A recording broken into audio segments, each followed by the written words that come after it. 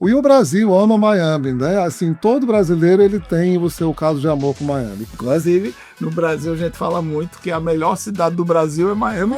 Então, e é engraçado, a gente tá falando dessa evolução, né? Antigamente, o Miami, principalmente para os brasileiros, falando do ponto de vista do brasileiro, era um destino de compra. A gente tinha que ir para downtown, tinha flag, até que comprava mala, eletrônico, perfume. Isso. Casa Victor. Não quis esquecer meu nome.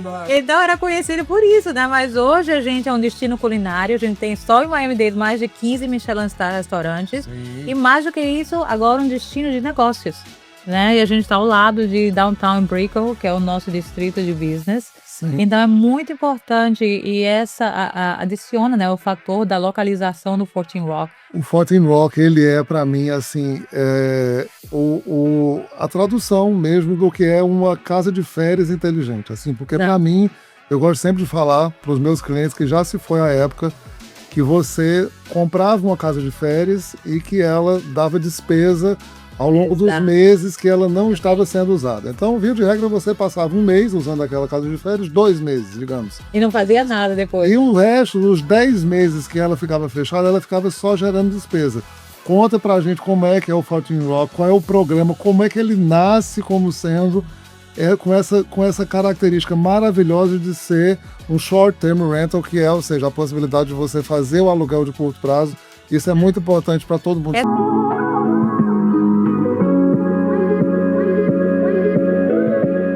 Hoje nós estamos aqui no 14 Rock com mais um podcast, eu acho que é o podcast número 2, e temos 2 convidados aqui, um que já tivemos aqui uma vez, o André Cunha Lima, um broker aqui de Miami, brasileiro, que mora aqui há quantos anos, André? 10. 10 anos, é um broker muito conhecido aqui entre os brasileiros, a comunidade brasileira, não só isso, mas entre os americanos, né, com seus clientes. E temos também aqui um convidado especial do Brasil, é um developer, é uma incorporadora, tem um incorporador no Brasil e aqui nos Estados Unidos, o Vitor Hugo. E a gente vai ter uma conversa aqui, um bate-papo falando sobre o que está acontecendo no mercado, sobre o Why Miami que te inspirou a estar aqui. Mas eu vou passar, hoje vai ser diferente, eu vou passar o bastão para o André e ele vai comandar essa entrevista aqui. Eu vou ficar só respondendo como convidada também, então convidada Flávia Brito aqui. Flávia Brito, muito obrigado por esse bastão passado, que alegria que é. Né? Hoje, definitivamente, mais do que nunca, volto tantas vezes quanto forem necessárias aqui ao 14 Rock, mas hoje é meu lugar favorito. Tem que falar isso. Deu essa vista. Com essa vista, com essa companhia, com essa oportunidade que é de estar aqui num dos developments que, sem dúvida, né, que eu mais gosto, que eu tenho, graças a Deus, tido a oportunidade e a honra de vender, né, de apresentar para os meus clientes. Então, muito obrigado por passar esse bastão e eu estar aqui entre vocês dois. Você, que é a minha sales representative nesse development, que é um dos meus favoritos, e todos sabem disso, né? Assim, é um dos developments do meu coração. E o Vitor Hugo, que é talvez a mais perfeita tradução, né? daquela pessoa que enxerga as oportunidades, analisa os mercados, porque ele une as duas melhores funções, né? Que é ser developer no Brasil e developer aqui, aproveitando as oportunidades que cada país, no caso, cada cidade, ele é developer na Paraíba e aqui na Flórida. Então ele pega os 2 estados, talvez que estejam mais em evidência no Brasil e aqui. Vitor, obrigado por ter vindo. Você, esse grande amigo, enfim, é uma alegria gigantesca estar com vocês dois aqui. O conteúdo vai ser maravilhoso, eu já sei. Vamos só procurar coordenar para que a pessoa que está em casa receba esse conteúdo e absorva, né, da melhor maneira possível, porque tem muita coisa boa acontecendo aqui hoje. O bate-papo promete. Muito obrigado. Obrigada a você. Vitor, fala um pouquinho de você, como é que você, essa sua capacidade de apresentar e aproveitar o que tem de mais precioso, não só no Brasil, né, na nossa Paraíba, como aqui na Flórida também, que não é só Miami, né? Então você conhece Flórida, você conhece a costa oeste toda. Então fala um pouquinho de você e como é que você veio parar nesse contexto maravilhoso. Nossa, é um prazer muito grande estar aqui, a Flávia também. Então, na verdade, eu sou entusiasta da Flórida, de Miami, né? Já estou aqui desde os anos 2000, né? e nesse vai e volta, mas é uma cidade apaixonante, né? Falando um pouco de João Pessoa, eu sempre falo que João Pessoa agora está vivendo o efeito Flórida. O que que é isso, na verdade? É que as pessoas estão envelhecendo com qualidade de vida, que é o que acontece já há muito tempo aqui nos Estados Unidos, e elas procuram um lugar para passar os famosos golden years, né? E aí isso acontece com basicamente as grandes cidades aqui dos Estados Unidos, né? Boston, Nova York, Chicago, e vem para a Flórida, os canadenses também, né? E o que está acontecendo hoje em João Pessoa, por incrível que pareça, a mesma coisa, ou seja, os brasileiros agora com mais longevidade querem sair das grandes cidades por motivos óbvios, mas principalmente trânsito, segurança, né? E querem desfrutar esse sol, essa praia, essa tranquilidade. E, então eu falo que é o efeito Flórida, é a mesma coisa que passa lá, hoje está acontecendo, né? Que pela primeira vez no Brasil a gente tem uma geração que está podendo se mudar, que está com saúde, que está com condição financeira e busca um destino, né? Aqui longe do frio, lá no Brasil longe disso tudo que eu falei. Então eu acho muito parecido e estar participando desse desenvolvimento desses dois mercados, né? Tanto daqui como de lá, é fantástico. Eu vi essa cidade, né? Em 2000, isso aqui nada existia, né? Eu lembro de como é que era a Brickell, basicamente só tinha os bancos ali, né? E recentemente eu morei aqui em Downtown, né? Aqui bem perto, 2 quadras daqui. Então eu vi isso tudo acontecendo, né? E até bem no ritmo meio chinês, né?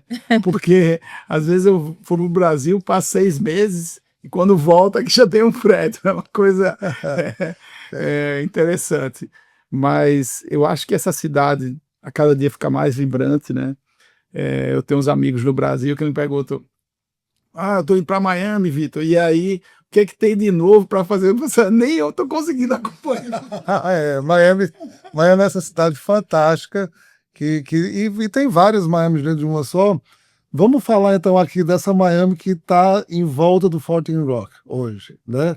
Eu sou super entusiasta e todos que estão assistindo sabem, quem já me conhece sabe que eu sou fascinado por essa, que na verdade acho que, me corrija se eu estiver errado, mas acho que é o segundo maior investimento urbano feito nos Estados Unidos, né? É o Miami World Center e esse Signature District, que é exatamente onde está localizado o Fort Rock, né? E esse developer que estava... Conta um pouco dessa história, que tem assim um terreno, tem esse imóvel já guardado no coração há muito tempo, e só agora, com esse contexto, Signature District, Miami World Center, que ele resolveu fazer nascer o Fort Rock. Conta pra gente como é que é isso, Flávia. Claro, então é toda uma história, né? A gente constrói uma história para passar para o cliente e ele entender o que está acontecendo aqui. Então, nosso developer, o Russell Galbert, é um senhor que nasceu aqui, cresceu aqui, ele acompanhou todo esse desenvolvimento e ele é um dos maiores donos de terra de toda essa área de Downtown Miami. Então, ele já observando essa mudança dessa zona aqui, que antes, como você acabou de falar, era uma zona mais comercial, mas mais e mais está se tornando residencial, ele já observava essa migração do mercado imobiliário para essa zona que ainda não está desenvolvida, né? Que é o distrito de entretenimento e arte daqui. Então, aí ele já comprou quase todos os terrenos aí e se preparou. Vendo que ele está conectado com a cidade, vendo tudo que está acontecendo aqui com a construção da ponte, com o parque, ele resolveu lançar o Fort Rock num momento específico, já pensando no que vai acontecer. A entrega da gente está projetada para 2027, por uma razão, né? A gente vai entregar junto com esses projetos grandiosos. E é por isso que eu falo que a localização é o que descreve a essência desse projeto. Nós temos a ponte, que vai passar a se chamar Signature Bridge, ou The Fountain Bridge, ainda não foi decidido. E essa ponte, ela é a ponte I-395 de principal conexão entre a I-95 e a praia. Então, ela suporta um número de veículos muito grande. Miami está crescendo exponencialmente e a gente está recebendo em torno de 1.000 residentes diariamente aqui. Então, você vê o número de pessoas que muda para cá. Então, mais do que necessário foi a transformação dessa ponte para comportar esse número de novos residentes, fazer uma construção onde ela vai ser 2 pisos e aliviar o tráfego. Mas mais do que isso, a cidade de Miami estava necessitada de um ícone, de algo icônico. E aí temos as pontes saindo do topo da ponte, que são 6 arcos grandiosos que vão ser iluminados à noite. E vai mudar o skyline de Miami, vai ser o novo postcard de Miami. Com certeza. E quem tá no Tem Fortin Rock vai Manhattan, tem os Golden Gate. Golden Gate. Golden tem a Eiffel, né? Torre Eiffel. Exato, e aqui Agora não Miami. tinha nada. Agora Miami é o novo postcard de Miami. Isso vai estar na frente, o privilégio dos residentes do Fortin Rock vão poder ter essa Isso, vista. isso é muito legal. Quem está em casa tem que entender que o Fortin Rock ele está vizinho, ou seja, e aí mais do que a ponte, me permita logo passar uma segunda aqui, e tem esse Underdeck Park, né, que está todo embaixo, que fala-se que é muito parecido, vai ser o segundo Central Park dos Estados Exato. Unidos também, né? A gente vê, a gente observa junto com isso, né? Tem toda uma conexão. Tem a economia, tem um crescimento. Miami está passando por uma evolução. A Alicia Cerveira até gosta de falar que Miami está passando da fase de adolescência, né? Tá crescendo. Isso é fantástico. E a gente tá indo a um ponto que você vê que a cidade também segue a infraestrutura, né? Só nessa zona aqui que você está falando do Signature District, que é como a gente está chamando essa área, existe um investimento da cidade em torno de 7 bilhões de dólares. Não é à toa que nós temos esses bilionários mudando para cá, né? E aqui incentiva a economia com todas essas construções na volta. E pro ponto do Fortin Rock, né, eu vou voltar pro Underdeck Park. Ele tá numa zona que te traz essa ocupação que você quer quando você compra um investimento que permite aluguel a curto prazo. Sim. Né? Sim. Porque aqui a gente tem os venues maiores. Temos o Miami Arena, onde tem todos os lotes de basquete, o UFC Fight, O Center está aqui do lado.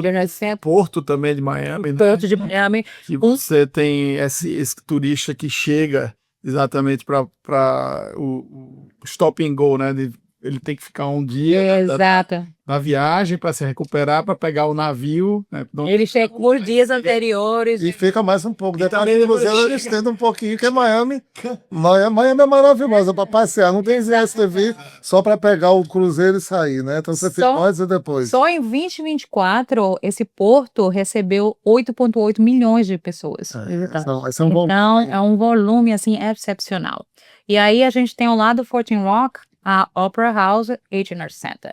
E esse era o ponto de visão dele. Ele via essa migração, ele via esse crescimento. Há 15 anos atrás, quem quisesse assistir um show de Broadway, para onde é que a gente ia? Só para Nova York. Só pra... Era onde tinha. Hoje em dia a gente tem ópera, balé, Broadway. Inclusive, eu acho que com esse marco, né, do Waldorf Astoria que está Também. aqui, que vai ser um dos prédios mais altos, tanto de Miami como ao sul de Nova York, né?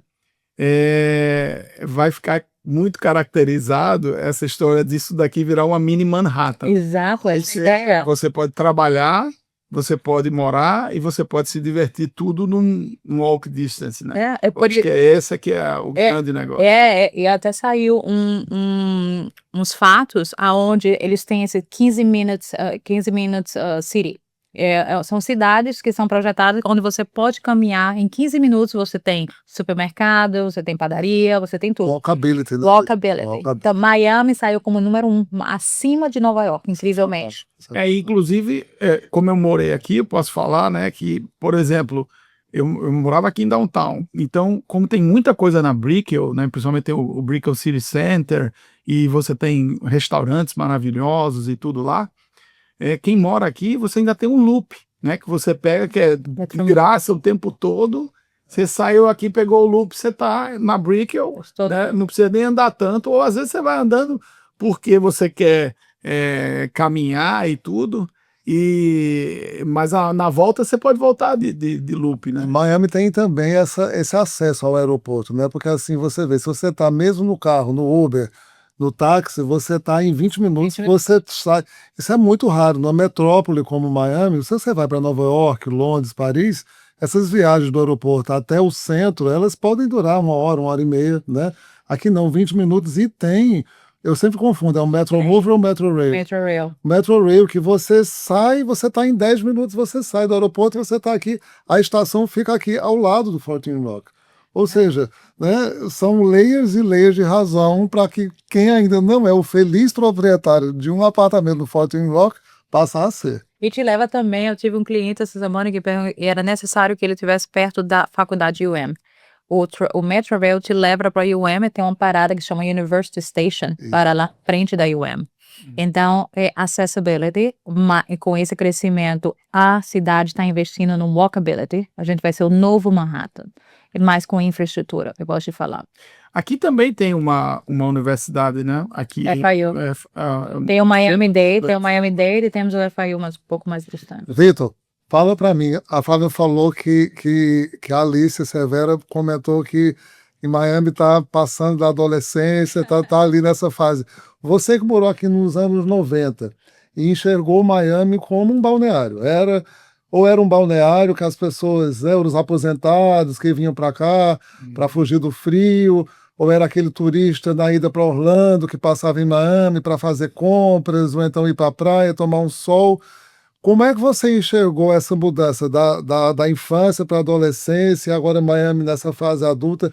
Como é que você enxerga isso e essa Miami onde nós vivemos hoje, o que é que você consegue esperar para os próximos 5, 10 anos? Faz uma análise. Excelente pergunta. Eu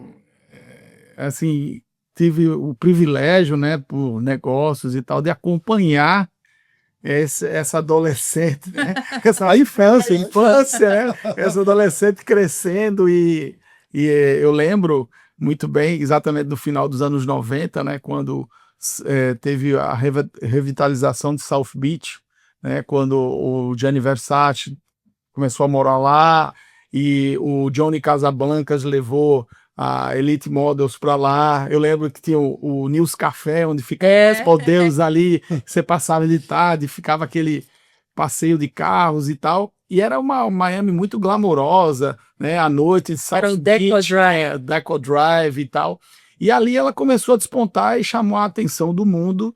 E as pessoas começaram a, vamos dizer assim, ter outra visão de Miami. Mas o mais interessante é que essa Miami ela sempre foi muito atraente para os latinos, para os brasileiros, né? Mas os americanos, eles tinham meio que assim, aqui não era Estados Unidos, né? Tinha assim, um preconceito. Era uma terra de ninguém. Era uma terra de ninguém. Lugar de aposentado. Era um lugar de aposentados, era próprio preconceito mesmo que eu acho que o americano, né, tinha de Miami, principalmente nas camadas mais altas, né? Então, o que aconteceu? Eu acho que isso foi mudando com o tempo, né? E eu vi tudo isso acontecer, né? Essa transformação de Miami, mas quando chegou a pandemia, realmente aconteceu um fenômeno, né? Porque como as outras cidades que faziam frio, você lembra que elas não podiam abrir os restaurantes, porque era tudo fechado, só podia abrir... E as restrições, né, que foram implementadas lá. Então só poderia abrir a parte externa. O que aconteceu? Miami era tudo parte externa. E aí as pessoas descobriram essa coisa assim do passeio de barco que você podia fazer. E hoje é um dos grandes atrações hoje de Miami, essa coisa do passeio de barco, aqui de alugar barco, né? Virou um business, né? E aí o que aconteceu? As pessoas começaram a descobrir essa nova Miami glamurosa, que tinha outra pegada que as pessoas acharam, e falaram assim, por que não se mudar para cá? E aí a gente teve todo aquele problema na Califórnia, né? Que a gente sabe, da questão, vamos dizer assim... Os impostos. Segurança, as política, questão política, né? Então teve muita migração de grandes empresários e de grandes empresas, e também aí teve como você pediu, uma análise mais aprofundada, teve inúmeros motivos que estão transformando Miami, e aí eu vejo um futuro muito para frente ainda com Miami, com muito espaço para crescimento. E uma coisa muito disruptiva que houve para isso foi exatamente quando o mercado financeiro ele deixou o aquário existir. Isso é uma gíria do aquário, que é o seguinte: a bolsa de Nova York, ela não tem mais as trocas, aquelas que você compra, tal, ela é tudo eletrônica. Isso. Então não faz muito sentido para o cara estar acompanhando no escritório e não estar lá, ele não precisa estar mais lá fisicamente. Então, o mercado financeiro viu, e a pandemia comprovou que dá para você trabalhar de casa, dá para você investir de casa. Então, por que você precisa estar lá se ela fisicamente, a bolsa está lá, mas as pessoas não precisam estar lá? Então, foi aí que despontou Miami. Mas tem outra coisa que aí você perguntou para o futuro, que eu acho que é o principal, é o seguinte,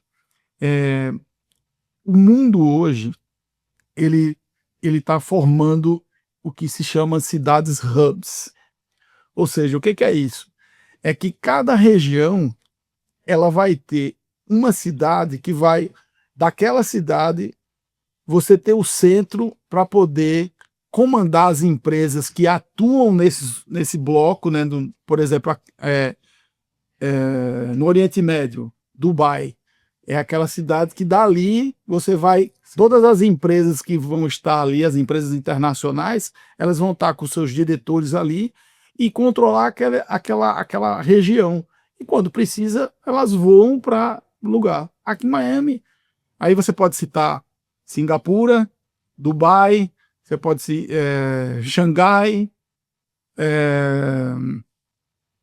Londres, né? Nova York e Miami. Então, Miami é o hub da América do Sul e da América Latina.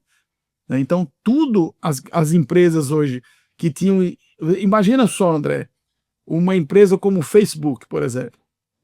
Ela tinha que ter um escritório grande em São Paulo, né, que é uma grande cidade. Ele tinha que ter um escritório grande em Buenos Aires, escritório lá nas outras capitais da América Latina toda, da América do Sul. Quando agora ele pode ter um escritório menor aqui em Miami, que cuida da América do Sul, e com 8 horas no máximo de voo, ele vai lá fazer uma reunião, resolve um problema. Então ele diminui essa estrutura, ele vai ter lá uma estrutura muito mais leve, mais barata, e vai concentrar aqui. Então, como hoje a maioria das empresas atuam globalmente, o que é que vai acontecer? Isso é uma tendência. Então, Miami não vai parar de crescer por causa disso, né? Ou seja, ela vai ficar uma senhora muito bonita, muito elegante, uma quarentena. Cada dia mais atraente. E adicionando a isso, né, nós temos gente importante, visionárias por trás disso. Temos o nosso Meio Soares, que a gente teve até uma... E Soares. O Soares, ele foi um visionário junto claro, com toda a parte política que o segue, quando ele viu o que estava acontecendo em Chicago, Nova York, Califórnia, com os altos impostos, ele criou os incentivos fiscais aqui, para atrair todas essas empresas grandiosas. Aí vem o Ken Griffin. Exato! Né? Monta esse quartel-general com o Citadel, com um prédio lindo, né, para poder acomodar essa equipe toda dele aqui. E como a Alicia fala, né, assim, mostra quem são os seus amigos. Toda mãe, toda pai fala isso. Mostra quem são os seus amigos e eu vou dizer quem você vai se tornar, né? Exato. Então, os amigos que estão aqui em Miami hoje, eles são os melhores possíveis. Jeff Bezos, Ken Griffin e Companhia Limitada. E temos agora o brasileiro, a companhia Votorantim, que está mudando o headquarters para cá. Isso. O Brasil ama Miami. Provando aqui que Exato. E o Brasil ama Miami, né? Assim, todo brasileiro ele tem o seu caso de amor por Miami. Hoje, cada vez mais. Inclusive, no Brasil a gente fala muito que a melhor cidade do Brasil é Miami. É Miami. E é engraçado, a gente tá falando dessa evolução, né? Antigamente, o Miami, principalmente para os brasileiros, falando do ponto de vista do brasileiro, era um destino de compra. A gente vinha aqui para downtown, tinha flag, até comprava mala, eletrônico, perfume. Isso. Casa Victor. Inclusive. Não quis esse cara. Meu nome. Então era conhecido por isso, né? Mas hoje a gente é um destino culinário, a gente tem só em Miami-Dade mais de 15 Michelin Star restaurantes. Sim. E mais do que isso, agora um destino de negócios. Né? E a gente está ao lado de Downtown Brickell, que é o nosso distrito de business. Sim. Então é muito importante e adiciona, né, o fator da localização do Fortin Rock. O Fortin Rock, ele é, para mim, assim, a tradução mesmo do que é uma casa de férias inteligente. Assim, porque, para mim, eu gosto sempre de falar para os meus clientes que já se foi a época que você comprava uma casa de férias e que ela dava despesa ao longo dos Exato. meses que ela não estava sendo usada. Então, via de regra, você passava um mês usando aquela casa de férias, 2 meses, digamos. E não fazia nada depois. E o resto, os 10 meses que ela ficava fechada, ela ficava só gerando despesa. Conta pra gente como é que é o 14 Rock, qual é o programa, como é que ele nasce como sendo com essa característica maravilhosa de ser um short-term rental, que é, ou seja, a possibilidade de você fazer o aluguel de curto prazo. Isso é muito importante para todo mundo Essa é a saber. beleza desse trend que começou com o Airbnb, né? E o Airbnb veio muito forte. Começou com edifícios normais em Miami Beach, começou a colocar a unidade em Airbnb, mas isso não dava certo, porque quem está morando ali o ano inteiro não quer ter um vizinho mudando o tempo Não todo. vai querer E ouvir. aí proibiram nessa zona, e aí então começaram a construir torres todas que são aprovadas para aluguel a curto prazo. Só que essas, geralmente, quando um projeto é lançado e que permite aluguel a curto prazo, geralmente ele vem com a companhia de gerenciamento para te promover toda esse serviço para você não ter que estar aqui, onde ele vai entregar as chaves, vai fazer a limpeza do apartamento, vai trocar toalhas, então vai entregar aquele serviço quase de hotel, né, para o seu e te colocar nas plataformas de aluguel a curto prazo, como o Airbnb, VRBO e umas 30 a mais. A ideia do 14 Rock, o que eu gosto, que é a visão dele, é que o nosso Russell Galbert, ele traz uma flexibilidade total ao dono. O 14 Rock é uma residência, você pode morar lá, é uma residência. Isso é importante você deixar bem claro, porque Exato. alguns prédios eles não deixam, né? Não Ou seja, deixam. você é o proprietário, eu acho isso até meio estranho, mas enfim, né? Que você só pode ficar aqui durante 30 dias Você tem que fazer o corridos. check-in e check-out. Então, Tem vários fatores. Se você tiver o componente de hotel, que é o condo hotel, provavelmente você vai ter que fazer check-in e check-out. isso. Quando uma construtora lança um projeto que permite aluguel a curto prazo, ele quer usar o máximo do pé quadrado, que vira quase um lodging. E o lodging, ele tem kitnet com 2 bocas. Quando você tem kitnet, você não pode. Que é um luxo, você tem um fogão com 4 Aqui a gente você estúdio, então desde o que você pode morar. E o 14 Rock, ele promove essa flexibilidade ao dono, onde você vai comprar uma residência, mas você também tem a possibilidade de alugar diariamente, se você quiser. O que a gente vai oferecer são companhias de gerenciamento que não estão no edifício, então ele não tem nada que ver. Você não precisa contratar nenhuma companhia de gerenciamento, mas eu recomendo se você quer alugar diariamente. Mas se você quiser alugar também anualmente, você pode, porque a gente tem esse leque de possibilidades pela localização. Então a gente vai ter gente aqui que vai estar mudando para essas empresas, para a Citadel ou para a Amazon, que também abriu no do lado. Acabou de alugar 7.600 metros quadrados, vai ser o headquarters dele Pra aqui. quem não sabe, o Tá morando aqui, tá? Exato. e para quem não Nossos vizinhos. são os nossos vizinhos, são os nossos amigos. Meu vizinho, meu amigo. Para quem não sabe, o Inwood é onde está saindo, onde está vindo todo o quartel-general deles, é aqui do lado, né? Quase a 5 minutos. Exato, e é super importante porque não só vão ter empregados que vão estar mudando para cá para morar, mas também, como ele falou, esse é o hub, é o headquarters, e as pessoas também vão estar nas residências deles em outros estados e vão estar vindo para reuniões. E nada melhor, quando você viaja muito, o que é que você quer? Você quer um hotel ou você quer uma casa um lugar que se sente como casa, mas que tem toda a flexibilidade de um hotel onde você pode alugar 1, 2 ou 3 dias? Então, essa é a beleza do 14 Rock. Ele te dá essa flexibilidade de você decidir. Ou seja, quer ficar uma noite, você fica uma semana, um mês, 2 semanas, o ano inteiro, se quiser morar, você mora. Isso é muito bacana, porque isso é que eu falo, é uma palavra que se chama flexibilidade. Isso não tem preço. É true ownership. Flexibilidade, você é dona, você decide como você quer gerenciar. Isso é fantástico.